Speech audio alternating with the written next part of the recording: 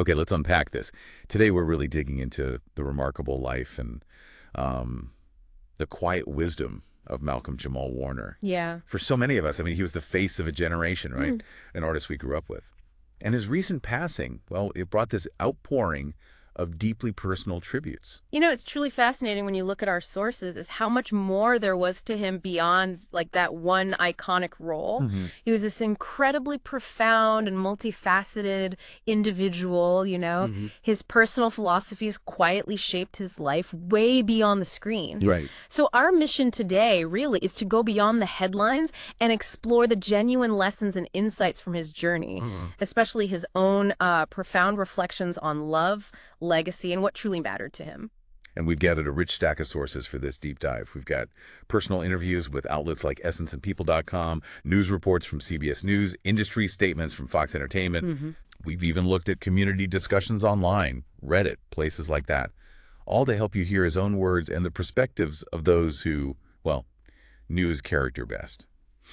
We begin, of course, with the somber news that brought Malcolm-Jamal Warner back into the spotlight for many. That's right. On July 20, 2025, Malcolm-Jamal Warner passed away. He was 54. So young. Yeah. Reports from authorities in Costa Rica and, various news outlets confirmed the cause was accidental drowning. Oh, wow. He was on vacation with his family in Costa Rica's Limon province near Playa Cocles when apparently he was pulled by a strong current. Oh, no. Bystanders did manage to rescue him, but sadly, the Costa Rican Red Cross declared him lifeless at the scene. There was another man involved too, also treated and transferred to a clinic in critical condition. Just tragic. And his passing, though, it didn't lead to some huge official state-like tribute, did it?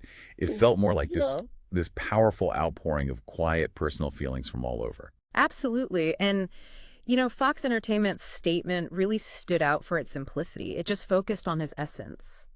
Malcolm will be remembered most for his warmth, kind heart, and the lasting impact he had on his friends, family, and fans everywhere. And that isn't just PR talk, It genuinely aligns with how he lived his life and built his career. People talked about his quiet steadiness. He never seemed to be chasing trends, just allowing his genuine presence to speak for itself. Yeah. That's a powerful testament to who he was, I think. Something that really struck me about Malcolm-Jamal Warner was how he managed to keep his personal life so private, despite being, famous from such a young age. What did our sources tell us about his journey to finding love and family later in life? It's truly fascinating, isn't it? He shared some incredibly candid insights. Like, he revealed he didn't find his soulmate until he was 45. 45. Yeah. And his key takeaway from that was simply, it's okay to wait. Wow. He even confessed on his podcast, Not All Hood, that he once thought marriage and fatherhood just weren't for him at all. Really? Yeah, but then found they brought him the greatest joy. He said there was almost a relief that I waited as long as I did to get married and start a family. 45, though. That's a significant age to make such a profound shift, especially he thought it wasn't for him. Yeah. How did that change actually happen? I mean, what was the story there? Well, the story of how he met his wife is quite telling, actually, and it really underlines that it's okay to wait idea. Apparently, he was on a hiatus, wasn't even really dating. Correct. A mutual friend convinced him, saying something like, one date won't hurt. She could be a really cool friend or maybe a cool spiritual connect. But their first date actually highlighted a major difference. He was totally at peace with not having kids, while she was like, I am definitely going to have kids. Oh, so initial mismatch. He thought so. He initially thought, okay, well, this might not be a match.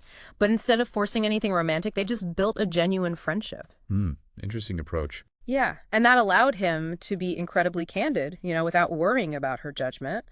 Then, 5.5 months later, he found himself asking her, what do you think about starting a family? Wow, what a turnaround. Exactly. He realized in that moment, if I'm going to have a kid, this is the person that I would want to have it with. That's powerful. He even added that, even if they weren't romantically together, she would still be the person I would want to raise a child with, co-parent with.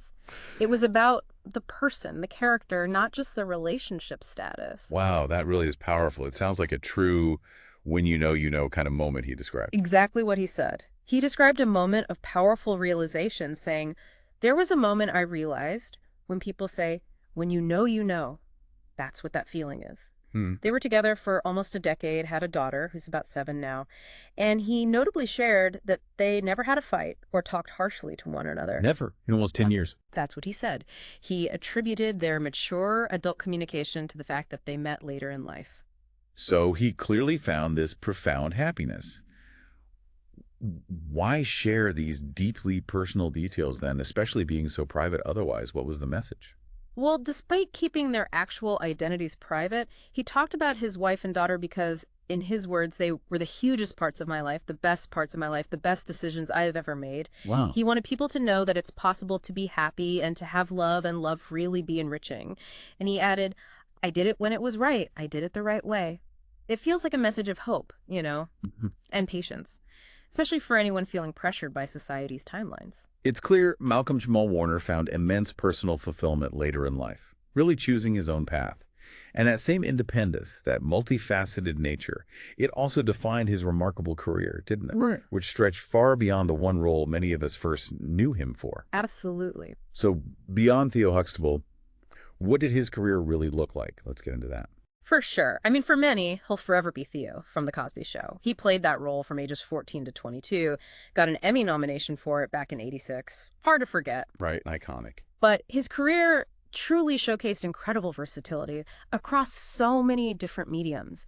Think about his shift from sitcoms like Malcolm and Eddie in the late 90s Yeah, I remember that one. to intense dramas like Sons of Anarchy and Jeremiah. He co-starred with Luke Perry in Jeremiah, another actor gone too soon.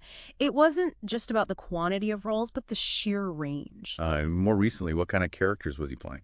Well, he had these really acclaimed roles. Elton Grant in 911, people praised his emotional richness there. And Dr. A.J. Austin, the charismatic cardiothoracic surgeon in Fox's The Resident, he did that from 2018 to 2023. Right, the Rafter. He was great in that. Exactly. And what stands out in these later roles is how he consistently brought that quiet confidence and depth. It's a trait our sources kept highlighting, like it was just quintessentially him. He also popped up in Suits, Grownish, Alert, Missing Persons Unit. Oh, and he was the voice of the producer on the Magic School Bus. No way. The Yeah. producer. That's fantastic. Yeah, see? Range. And beyond acting, he was pretty active behind the camera too, wasn't he? Yes, absolutely. He directed music videos. He directed episodes for shows like Keenan and Kel, all that. Keenan and Kel. Yep, and The Fresh Prince of Bel-Air, even episodes of The Cosby Show itself, Yeah. and Casey Undercover. Plus, back in '92, he directed this educational project called Time Out, The Truth About HIV, AIDS, and You. Apparently, it delivered the facts really clearly, no scare tactics. Speaks to his thoughtfulness, I think. Definitely. And then there's the music and poetry side, which seemed like a real passion, not just a side project. Oh, a huge passion. He was a genuinely talented jazz musician and spoken word artist. He fronted the jazz funk band Miles Long, played bass for an Atlanta group called Biological Misfits. Okay. And this wasn't just, jamming in garages. He won a Grammy in 2015 as a featured artist on Robert Glasper's track, Jesus Children. The Grammy. Wow. And got nominated for another Grammy in 2022 for his own spoken word poetry album, Hiding in Plain View. He was also a lifelong hip-hop fan, apparently quite concerned about the images sometimes portrayed in the genre. So acting, directing, music, poetry, and most recently podcasting, too. Indeed. He co-hosted Not All Hood, or NAH, with Wusi Baraka and Candace Kelly. They explored themes like Black identity, masculinity, media, culture. Really interesting stuff. Mm-hmm. And the latest episode of NAH was actually posted just days before his death. Shows how engaged he was in all his passions right up until the very end. Yeah, truly. Now, we have to talk about the legacy of The Cosby Show. Yeah. It became incredibly complex, obviously. How did Malcolm-Jamal Warner, being so central to it, grapple with that really painful reality after the allegations against Bill Cosby surfaced? That's a crucial point, yeah. And his perspective was incredibly nuanced, He maintained immense pride in the show's impact. He called it timeless, iconic, important for Black culture, for American culture. Which it was for many people. Absolutely. But he also openly acknowledged the painful truth that its legacy was tarnished. He said back in 2015 that Cosby had been a mentor, and while he couldn't speak on the allegations directly because he wasn't there, he said, "The Bill Cosby I know has been great to me and great for a lot of people." So he didn't shy away from that complexity at all. Right. Did he give any insight into how he personally kind of reconciled those conflicting feelings? It must have been incredibly difficult. He really did try to articulate it. He expressed this very nuanced view, saying, I can't defend him or his actions at all, but I also can't throw him under the bus completely. He attributed this to the complex layers, the many shades of gray that he felt most people wouldn't understand. He also recognized the financial hit the cast took when reruns stopped, but he seemed proud that his own career wasn't dependent on Theo or the show. He'd consciously set up this life after the show. That really speaks to his foresight, his independent spirit, doesn't it? It really does. And in his final interview, he reflected on his own legacy, saying, there's part of me that I will be able to leave this earth, knowing and people knowing that I was a good person. And that's such a beautiful sentiment, and so fitting given how people remembered him. But, in an industry like Hollywood, how hard is it really to maintain that sense of goodness, that integrity through decades? That's a profound question, right? And it seems to go to the core of his philosophy. He emphasized that his own father's greatest pride in him wasn't the fame or success, it was his goodness. He said, it is possible to walk through this world, and with all of the darkness in the world, it is possible to maintain your soul and be a good person. He truly seemed to believe that and, well, to live it.